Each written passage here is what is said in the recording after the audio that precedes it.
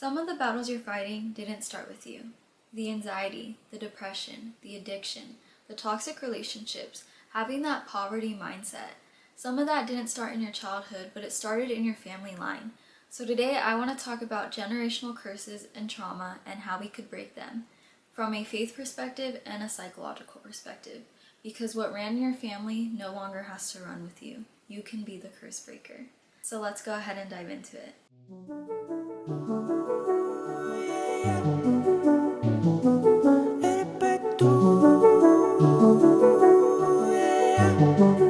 Hi everyone and welcome back to another episode of Unique Talks. I'm Unique and today we're talking about generational curses and trauma. Before I start, I just want to apologize for the sound if it's a little off. I'm testing out this new camera and I'm still trying to figure some things out, so if the sound is kind of iffy, I apologize. But let's go ahead and get into generational curses and trauma and how we can recognize it and break it. Coming from a Christianity perspective, a generational curse is when someone in your family line came into agreement with something that opposed God's truth. That could have been something such as sin, simply living in fear, trauma, or broken identity. These are just some examples I'm going to use, but it could have been something so little that someone in your family line spoke that brought your family into an agreement. Coming into that agreement could have sounded something like, "We'll always struggle. Anger keeps me safe. Love always hurts. This is just how men are. This is just how women were taught to survive." Once that agreement is made, it doesn't just affect one person, but it affects future generations. Now in psychology, we call this generational trauma, which can be emotional pain, survival patterns, or your nervous system conditioning being passed down. Children don't just inherit your eye color, they inherit your emotional regulation, your conflict styles, your belief systems, and your stress responses. Faith explains the spiritual root, but psychology explains the emotional pattern. Now, I'm not saying that this is the case for all. I understand that every case is different. But when it comes to depression and anxiety, oftentimes symptoms show up from a nervous system that learned how to live in survival mode. Sometimes living in that constant stress can keep your body in that fight or flight mode, always protecting.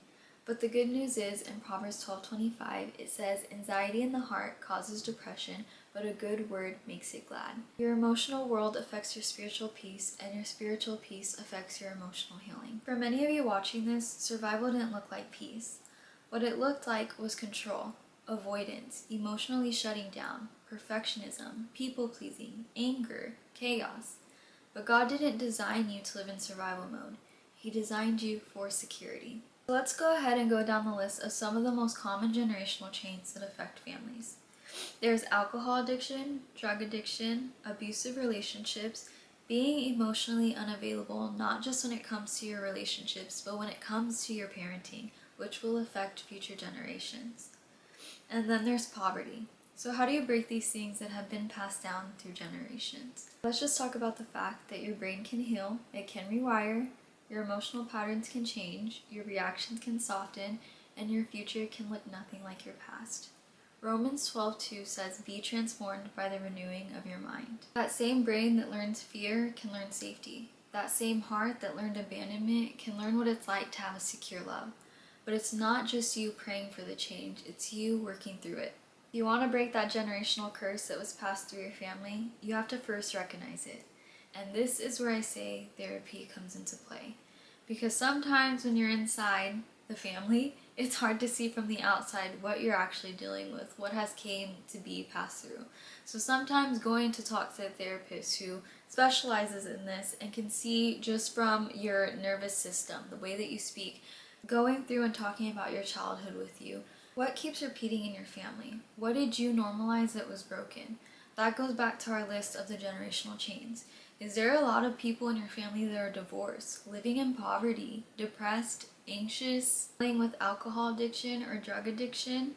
Recognize that pattern. So if it's available to you, take advantage and go talk to a therapist because one, they specialize in this, but also it's easy for somebody who able to look from the outside and just speak to you and talk you through your childhood and the things that you went through to help you recognize those patterns of what you may think is normal but actually isn't. Number 2, open your heart to forgive. Forgiveness is not for the other person, forgiveness is for you so that you can live in freedom. Forgiving does not mean that you're okay with what has happened in your past, but it's simply you saying that what has happened no longer controls you. You are choosing to let that go and to walk in the freedom that you deserve. And then after you forgive, make sure that you repent for the things that you came into agreement with. God, I come out of agreement with the lies that I've been told, that I've chose to believe. I come out of agreement with the trauma that's been placed on me. I come out of agreement with these lies and these patterns that I've learned. I no longer agree with these patterns. Speak life over yourself. Speak life over your family and future generations, because death and life, from Proverbs 18:21, are in the power of the tongue. What you say shapes how you live. What you speak trains your mind. So if future generations spoke fear and defeat, you get to be the one that breaks that and speaks healing, truth, peace, identity, and freedom. You get to have that. It starts with you. It's okay to go to therapy. It's okay to choose differently from what you're used to. Somewhere in your family line, someone came into agreement with what you're facing right now, but it doesn't have to stay with you. Isaiah 54:17 says, "No weapon, no evil shall prosper against you." Be the cycle breaker, be the healed one, be the one who's not afraid to set boundaries so that you and your future family can walk into the life that you deserve. Recognizing that trauma and breaking free from it is one thing, but how do you stay healed and walk like that in your everyday life? How do you rebuild your identity, your relationships, and break free from things that you were used to? It's gonna feel unfamiliar at first, it's gonna feel uncomfortable. I remember watching this video a couple years ago, and I actually think that it was Kevin Hart, and he was basically saying that in order to get comfortable, you have to be uncomfortable. Sometimes when you're breaking free from patterns that you've seen your whole life, it's gonna feel weird at first, you might even get lonely, especially when you're grieving a version of yourself that you used to be that you no longer are. And I completely understand this. You know, before I got to know Christ and find my identity in Him, when I was going to therapy a couple years ago, there was a lot of stuff that I thought was normal that just wasn't. In my childhood, the family that I come from, you know, we were taught to just be strong, independent people. If we were going through something, it was one of those save your tears for the pillow and keep going about your day. So I was never really taught to be vulnerable or to speak about my feelings. And because of that, I always had a wall built over me, and it was just really hard for me to communicate and allow people to come in and get to know me for who I am.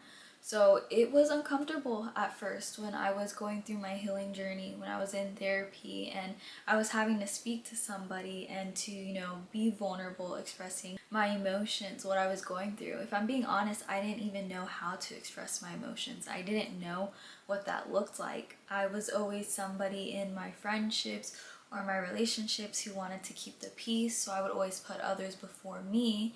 So when I was learning to set boundaries, it was difficult for me and it didn't feel right, but it's because I was so used to being a version of myself. When I was breaking away from that, it didn't come easy. It took me every day reminding myself that my identity was not found in my trauma. My trauma didn't define me.